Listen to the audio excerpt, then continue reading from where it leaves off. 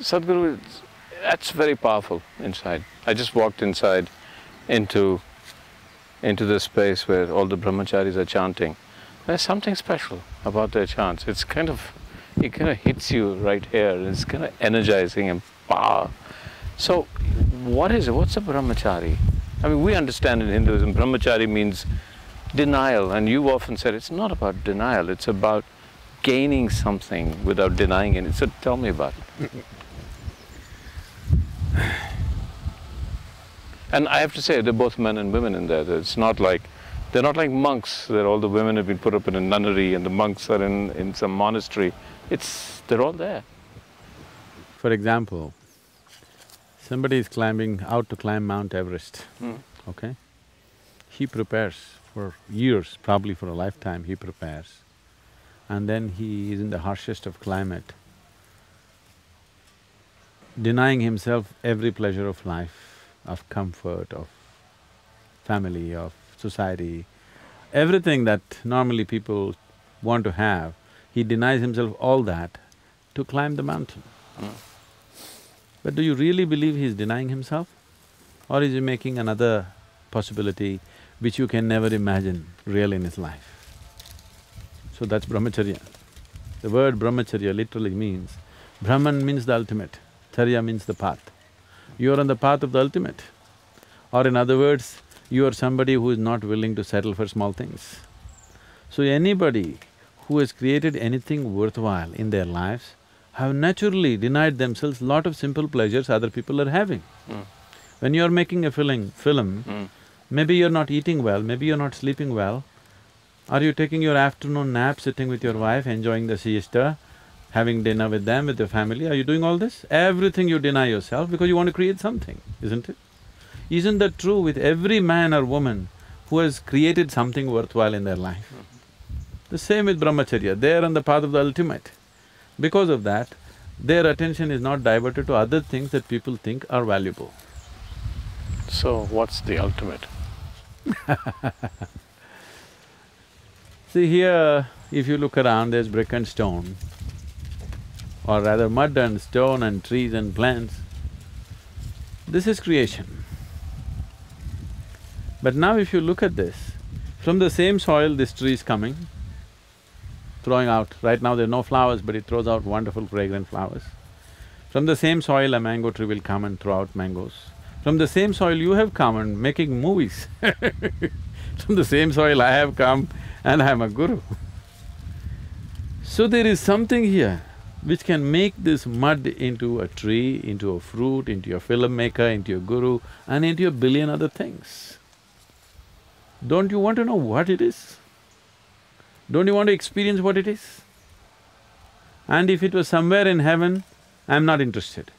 But if you eat a banana, that banana becomes a human being within you. There is something here which can transform a rice grain or a banana or a piece of bread into a human being.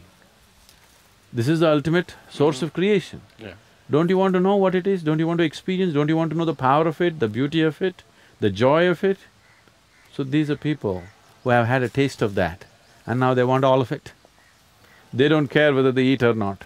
They don't care whether they drink, smoke and enjoy other simple physical pleasures that other people are addicted to.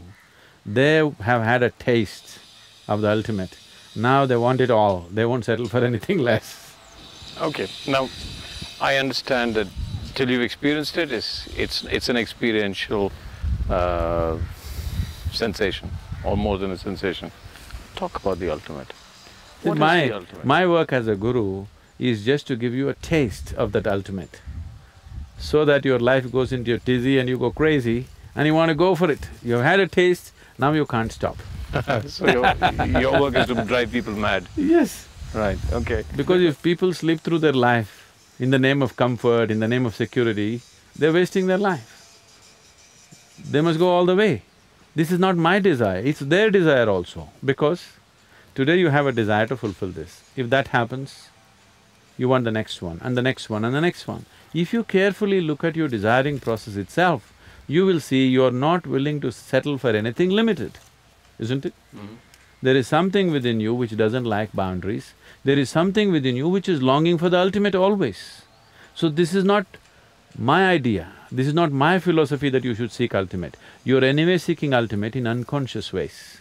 I am saying, if you seek in unconscious ways, you'll always remain frustrated and the chances of finding it are remote. It's better to seek what you want in a conscious way, in a focused way. So brahmacharis are those people, they're also seeking just what you're seeking, but they're seeking it 100% consciously. So, what is the ultimate? Is there other words? I mean, I'm looking for words. What is ultimate? See, whatever we look at, we can only look at the way you understand it right now, okay? If I say something which is not in your understanding, now I'll be compelling you to believe me or disbelieve me. I don't want to go into such obscenities. I think it's obscene to demand that you must believe me. Okay. So right now in your life, do you see that when you stand here, what you call as myself, actually you gathered over a period of time? Yeah. In terms of your mind, Yeah. it's a huge heap of impressions. In terms of your body, it is a heap of food that you've eaten. So you gathered this. What you gather can be yours. Can it ever be you?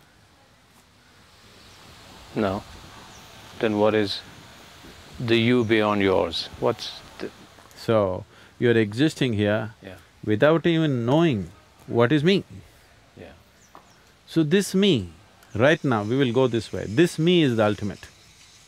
This me is not a simple me. This me can make a piece of bread into a human being, a banana into a human being. This is not a simple thing.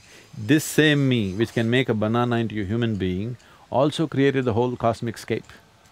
It's not a different me.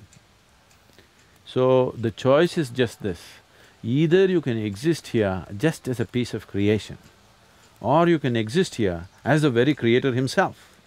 That's the ultimate, for now. There's more to it, but for now. So, why does everybody expect a guru to perform miracles? Yeah, I mean, this is the whole thing. At one point, if I go and say I met Sadhguru and I had this amazing experience and… You must tell them he is a real miracle because he eats a banana and he makes it into a human being. You must tell them. What better miracle do you want? Right. So they have not understood the magic of eating a banana, or anything for that matter. So what you're saying is everything is a miracle in any case. See, either there are two ways of looking at life.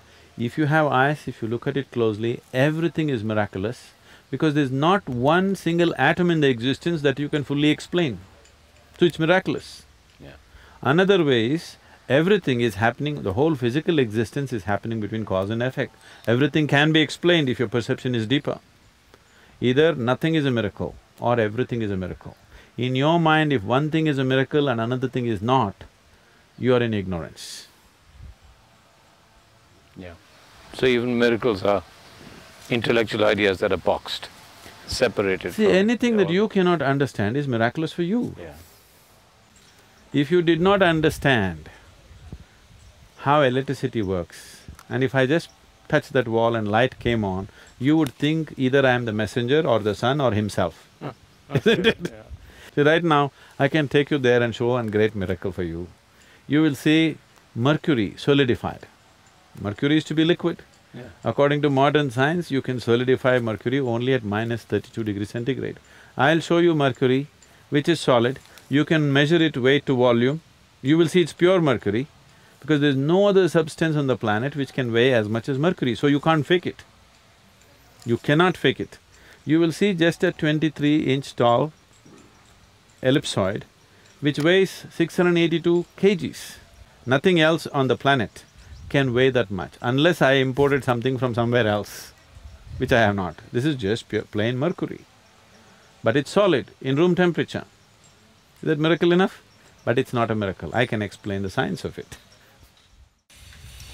Now I know this is not what it's about, but for us mere mortals, it's very fascinating sometimes when I hear that in the brahmachari way of life, just the physical abilities, the energy levels that these people have, all the brahmacharis have, and what I've heard about, there's that mountain right there, and which would probably take me, what, 6–7 hours? No. 8 hours? You could do it in 3–3.5 hours.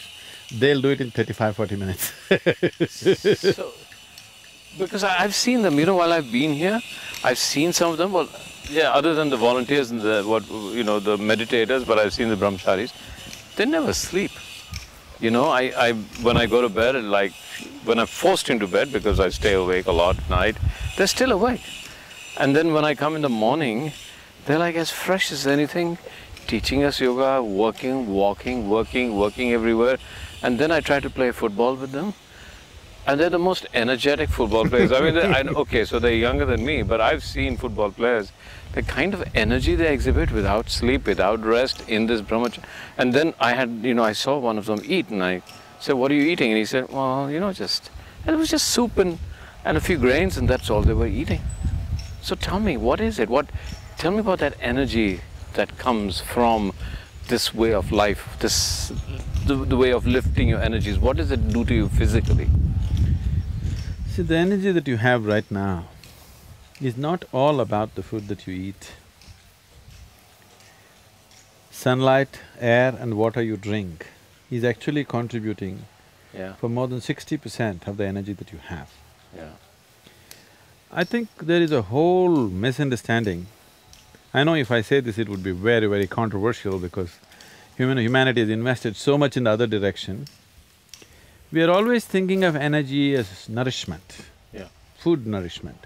People are constantly calculating how much iron, how much magnesium, how much this, how much that. And every day there's something new. Yes, I'm not saying that's not needed. Definitely that's the chemical ingredient of the body, it needs to be taken care of. I'm not trying to belittle the nourishment. Nourishment is definitely needed. But that is not going to determine the energy levels that you have. And your ability to transform what is food into what is a human being and what is energy and consciousness is what makes you who you are, your ability. The efficiency. Now, every machine that you create, you are no more just trying to create big machines, you're always thinking about being energy conscious, isn't it? Now, you are driving an Ambassador which was giving you 4 kilometers per liter, it was okay. Now it is a crime. Because you understand this is not the way to live. Now today you want 40 kilometers out of a liter. So it's a question of energy efficiency. So, a brahmachari is into various types of sadhana, certain internal maintenance of the system. The way it is managed is, nothing is wasted. It is very eco-friendly, very, energy-conserving methods through which you generate a huge amount of reserve energies within you. You don't sleep, you don't eat, it doesn't matter. If I don't sleep for 3 nights, you will still not see any difference in me, I'll be carrying on. This is not some superhuman. See, first of all, we need to understand this. This is not about being superhuman. This is about realizing that being human is super. Being human is not a simple thing, it's a tremendous thing. So right now, all the symbolism you see, Shiva always has snake on top of his head, this is to indicate, see, snake is seen as the fundamental energy. Kundalini is symbolized as a snake in India, in the yogic systems. So tell us why, because in the West, snake is something threatening and almost evil. It's because it has this kind of sometimes sexual connotation, sometimes evil connotation. So the first aspect is, the snake, Shiva is not holding at his feet, on top of his head. This is to indicate that his energies have reached the peak, okay? That is the essence of asceticism, that his energies have hit the peak. Energies have hit the peak means his perception has also hit the ultimate. That is why the snake on top of the head and the third eye are symbolic. You understand? Third eye means your perception has hit the highest level of perception. Everything that can be seen, you have seen in the existence. That is mainly because you are energized in the highest possible way. If your perception has to evolve and enhance itself, the most important thing is your energy has to evolve and enhance itself. So the whole sadhana that the brahmacharis are doing and all the yoga practitioners are doing is to evolve, refine their energies in such a way that their perception is enhanced and the third eye opens. Third eye opening does not mean you'll have a crack in your forehead. Okay. It just means that your perception has gone beyond the dualities of life. You're able to see life just the way it is, not the way it is necessary for your survival. You're able to see it just the way it is. So about the snake, see, Even according to the Christian, whatever, what do you call that theology, Adam and Eve, first man and first woman were there, that is the story. Even if you go by that story, they were a dumb couple. They didn't know what to do with each other. Yeah. All right? Okay. So the snake came and made them eat the fruit of knowledge. Yeah. Anybody who makes you eat the fruit of knowledge, is he evil or divine, tell me? Yeah, I would say that's divine. And by eating this fruit of knowledge, life got initiated on this planet. The whole life process became possible only because of the snake tempting Eve to eat the fruit of knowledge and share it with Adam. Only one who is out and out against the fundamental processes of life can and will say snake is agent of the devil. Yeah. One who initiates life has to be agent of the divine, isn't it? Yeah. So here we always saw the snake as the agent of the divine. There is no temple in India without a snake. Somewhere there will be a snake to indicate this is the agent of the divine. And above all, Shiva keeps it on top of his head, not at his feet, not somewhere. A crawly creature on top of his head because to indicate that this is what initiated the life process. Religion and spirituality, you keep saying it's two separate things. Religion is See, we do not know what's religion in this part of the world. We have no religion here. Because here, in India, for example, there are 36 million gods and goddesses, okay? Yeah. As if that's not enough, see, now I'm creating a new one. Yeah. Everybody's excited, Sadhguru is going to create a new goddess. He's going to give birth to a new goddess, everybody's excited. Any other part of the world, they would have killed me. Isn't it? A new goddess That's the whole thing, because here we clearly understood God is our making. Yeah. Everywhere else they propagated, you are God's making. No, the way you think about God, the way you project God is essentially our making, isn't it? Yeah. Yes, there is a fundamental force, but all other aspects are our making, isn't it? Yeah. So, we made it in every possible way we like it. 36 million, I feel is not enough. I feel every human being should make his own God, the way he can relate to. The problem is, people want to organize this and run a huge setup of power. So, talking about one and rallying the whole world behind that one God has become an important thing. If all of us had our own gods made by us as we can relate to, you could never organize it. Yeah. So, God becomes your fingerprint, each one different. Yes. Yeah. And above all, see, in this culture, we never held God as the highest. God is only a stepping stone, He's only a tool for you to reach your mukti or your ultimate liberation. Freedom is the highest goal, not God. Sadhguru, can we sit here for a while? Because you have more energy than I do. Okay. Okay. So Sadhguru, you said this many times, that the highest goal is freedom. Now, people understand freedom in different ways. The two words, the three words that you used, liberation. So liberation from what? Freedom. So everybody, as you yourself said, it's contextualization. Freedom from what? And when you say ultimate freedom, so does that mean that you get into freedom that has no context, so Yes. therefore it becomes ultimate? And from that, the question, you use the word duality. I know I'm struggling, I kind of sense them, but I cannot see them clearly, so I want you to talk about that, these words. See, generally the word freedom, before 1947 in this country, if you said freedom, people only thought if the British go away, we are free. That was our idea of freedom at that time. I'm sure those last couple of decades, the word freedom, azadi, just meant English should go away. Yeah. So English went away. Now are we free? Not really. Politically free, yes, but in no other way we are really free. So, freedom may mean different things to different people depending upon the context of their individual life at a certain moment. But essentially, do we understand that we are living within certain limitations of life? Leave the political, economic and other aspects of freedom. Just as a human being, just as a piece of existence, do you see you're a limited entity? You're a limited boundary, isn't it? Yeah. But do you also see there is something constantly longing within you to be little more than what you are? So you're seeking freedom, but you're seeking it in installments. So if I bind you, if I imprison you in a small cell, 5 by 5, let's say, you'll fight for your freedom.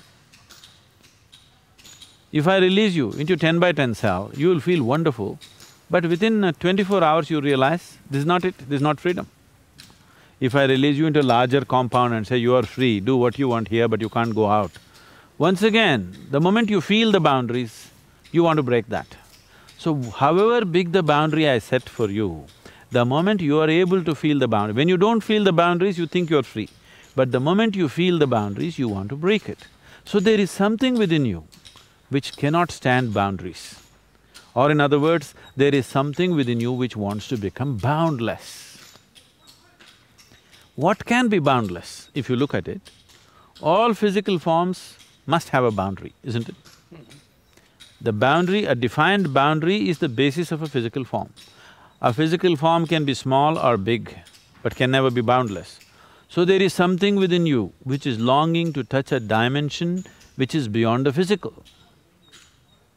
So there is something within you which is longing to be spiritual. So spiritual does not mean looking up or looking down or praying or going to the temple. Spiritual essentially means you are in an experience which is beyond the limitations of the physical. That means you're in a boundless space. This longing is always there in every human being. Either you're approaching it in installments or you're going consciously for the ultimate. So why in my mind is the ultimate so blurred? Why can't… I mean, I can imagine, you talk about a cage and you talk… the moment you talk about measurement, I can see it. You say you're imprisoned by this galaxy, I can somehow say, okay, it's a galaxy. Now you talk about being imprisoned by nothing. This concept of being boundlessly free sounds brilliant, so just talk to me about it. How do I aspire to something that I'm unable to imagine? That's why you never aspire to something that you're unable to imagine, that you do not know. If you want to become free, you never think of freedom, because freedom is just an idea. Yeah. It doesn't exist. It is just an idea which has no substance in it. So when you want to become free, you don't think of freedom. You only look at the ropes which are binding you. Yeah. You cut these ropes which are binding you, there is some sense of freedom. Then you realize there's another set of ropes binding you, you cut that, there is freedom. But then you notice there's another set.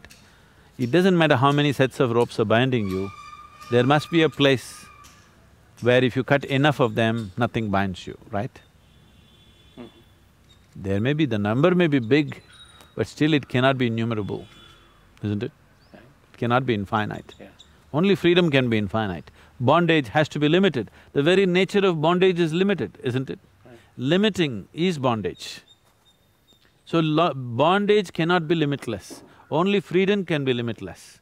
This is not all semantics and ideas.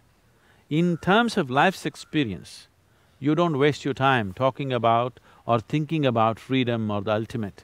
You look at what's binding you now and see how to transcend this. This is growth. And what actually is… so I'm looking at myself, what's my most limiting factor? I mean, that you could probably say most people, that's what they're bound by. They're… let's say, I mean, I'm a filmmaker, I can go anywhere in the world, I can travel, I can do anything. I have, Yes, but if I make you walk around for 1 hour, you'll have to rest. 2 hours, you have to go to sleep. That's a limitation. How would you… what kind of a filmmaker would you be if you could be like me, stay awake for 5 days at a stretch, don't bother about eating, sleeping, nothing, you can just focus on what you have to do? What kind of a filmmaker would you be? Maybe you would have all the actors dead. Yeah, well, I've been accused of that, but then my film becomes my limitation. So, boundless, because I get very passionate about filmmaking and then I forget to sleep and eat, but then at one point it becomes a film and the film is over. This idea of complete… No, I want you to just imagine yourself. Yeah. So, we're just talking about tangible things so that it's easier to, see it. Suppose you had no physical limitations. Yeah. If you have to go to the bathroom, you have to eat, you have to sleep. Suppose you could just be on, 100% focused for 3 days at a stretch. What would be the quality of your film? I want you to imagine. Yeah, it would be absolutely brilliant. It would be something else than what you're doing right now, isn't it? Yeah. So, why is that possibility not being explored for now? So if you explore that, then you will see that's fabulous, but there's still other limitations. But those limitations are not relevant now because we are still in these limitations. Yeah. Okay, so my body is my own limitation, that's what you're saying? Body is a limitation, mind is a limitation, emotions are limitations. They're also possibilities. See, your body is your possibility. Sadhguru, what I'm asking you, and I know you're not saying it because you think it sounds like madness, but let's go into madness. The promised land, let's talk about it, because we've talked about this. We've talked about it in the context of Shiva, we've talked about it in the context of absolute freedom, we've talked just in terms of absolute, we've talked about you have to overcome duality. What's there? I know it's difficult, but if I was going to convince my friends to follow this It's not difficult, it could be… in your present context, it could be scary. Okay, See, even right if it's now, scary. for example, when we say Shiva, most people, everybody can look at Shiva the way they want it. That's why all these many forms. Shiva is a Bholenath, an innocent child, you can play with him whichever way you want. He's a fiery god, he's a Nilakanta, he's Sadashiva, he's a million other things. Why all these things is, so that everybody can relate to it as they want. But essentially what the word Shiva means is, that which is not. That which is creation, that which is not is Shiva. So what is it that which is not? Why are we looking at that which is not? Well, that which is not is the basis of creation. It is the empty space of the existence which is the womb of creation, isn't it? So we say Shiva is the basis of everything. This is just the ultimate physical sciences. Let me not use the word ultimate. The highest level of physical sciences expressed in a beautiful dialectical format. So Shiva is that which is not, that which is still and that is not. Out of that pops out creation, because he came in touch with a certain energy which we are referring to as Shakti. Whenever Shakti just passes by, boom, he roars. You call it a big bang. We call it, he rises as Rudra. He roars and he creates his first form, which is an ellipsoid. From that springs all creation. Well, the physical sciences are 100% in agreement with this today. You're saying it's a dark energy. Shiva has always been referred to as the dark one. So what you're referring to as Shiva is just that which is not. We are not talking about a god who is sitting up there. But why the form? The form is because the first yogi is also called Shiva because he realized Shiva. What is perceived and the one who perceives it, we don't see any difference between the two. So when we say Shiva, one moment we'll be talking about the first yogi, the Adi yogi whom we worship for all the knowledge he's given us. And that aspect of Shiva which is limitless, boundless, nothingness, we are seamlessly moving from this to that because that is what a dialectical culture is. That's how life is. Life is constantly flowing from logic to illogic, illogic to logic, masculine to feminine, feminine to masculine. People who think their lives out, they're always in conflict, they're not able to figure what's the nature of life, they're not able to experience life because they're trying to stick on to one thing. This is like, you stand on the right bank of the river and you think the left bank is wrong. If you try to eliminate it, you'll eliminate the river and the right bank. Life is happening not separately, it is all happening in, it's all entangled in each other. Entangled is not the word, it's intermingled with everything and everything. So, the whole culture evolved like that. We will be uttering Shiva, in this sentence if I say Shiva, I'm talking about the boundless nothingness. Next sentence I say Shiva, I'm saying yogi. It's for you to figure what I'm talking, because if I go on explaining this and that, then I'll be separating the two, because in my consciousness, in my perception, the one who perceives and what is perceived are not different. He becomes a yogi The word yoga means union. He becomes a yogi because he has experienced the union of the existence. He has become one with the existence. So we don't refer to the existence, the basis of the existence, and the one who has known the union of being with existence as two separate identities, though they are two. So, one possibility, and as you say, it's just one possibility, is that the ultimate is nothingness. It is. What Buddha describes as shunyata, or is that the same thing? See, Gautama goes about using negative terminology because the moment you use positive terminology, people will fly off into imagination, wild imagination will happen.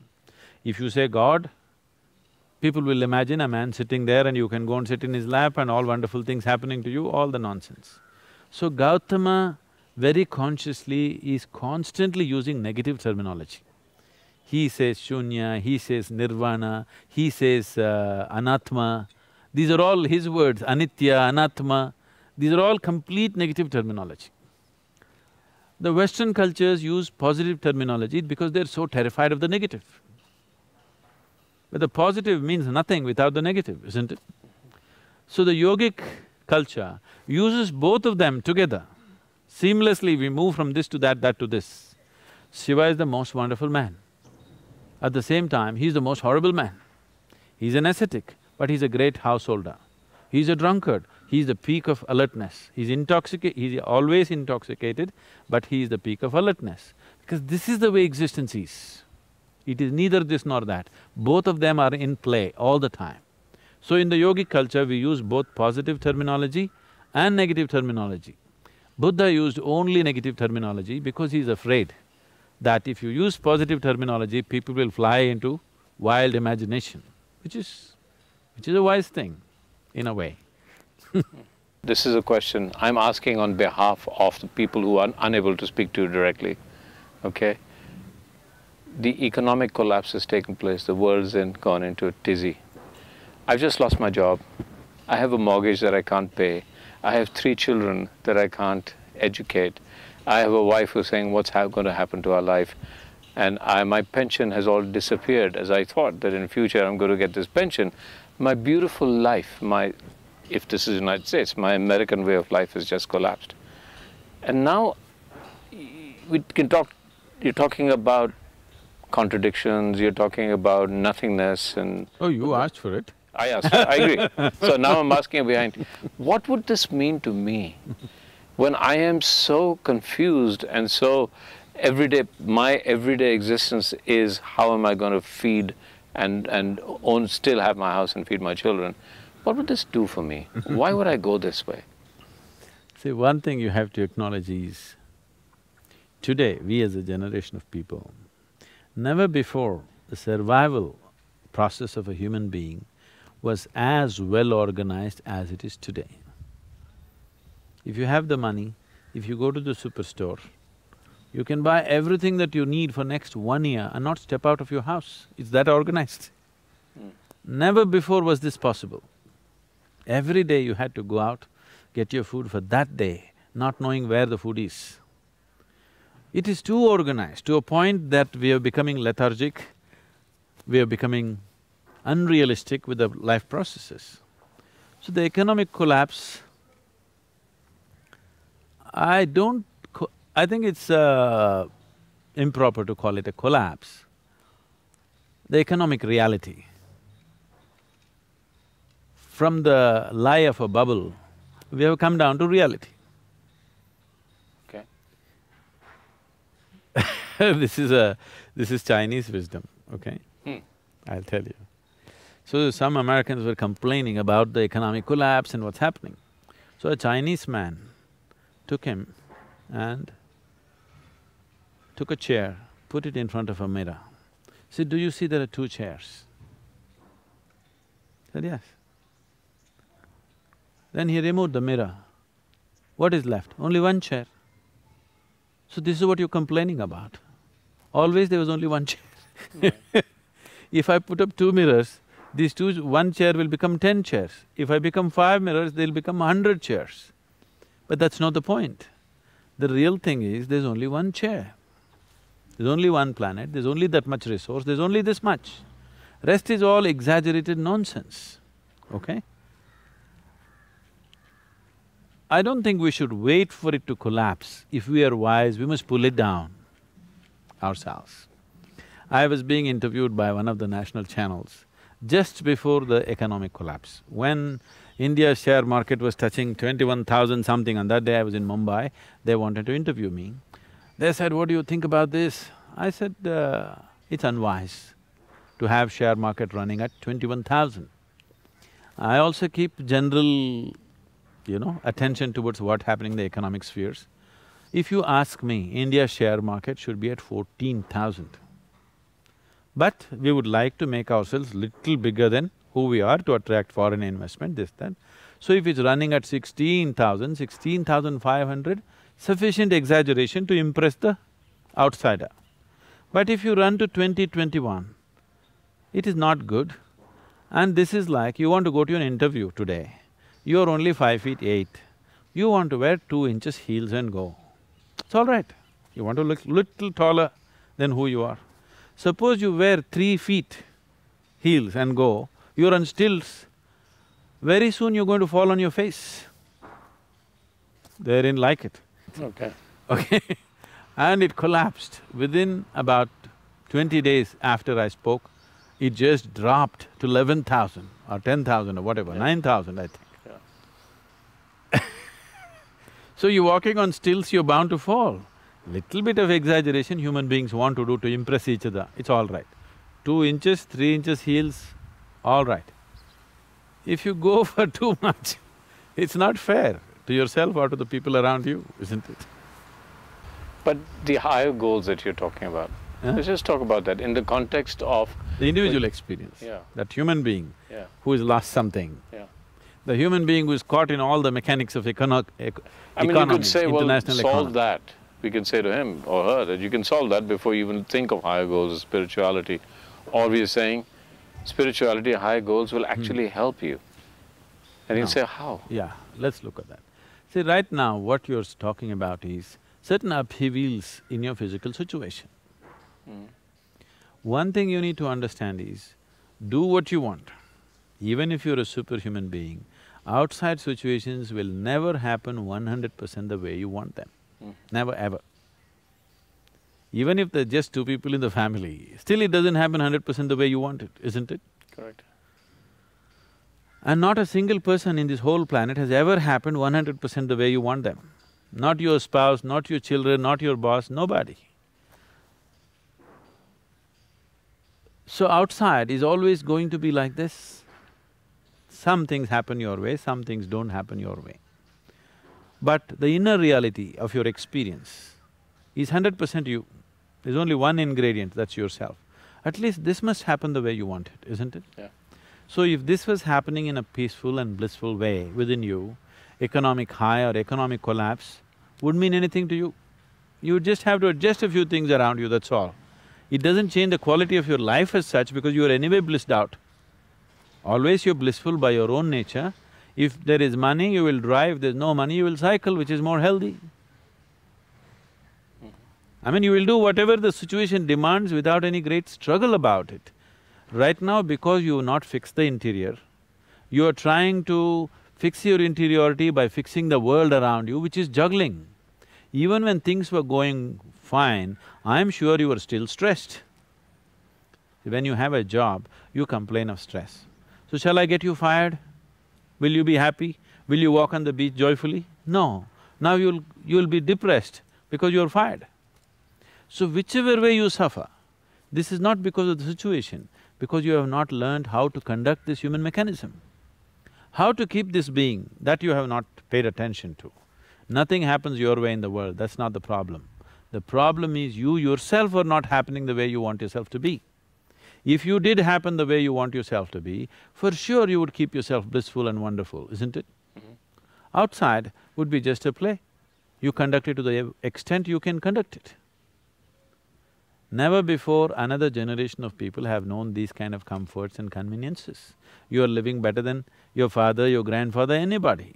Unless your grandfather was a Maharaja or something, definitely you're living better than your father and grandfather, but you're still complaining. because it's not happening the way you think it should happen.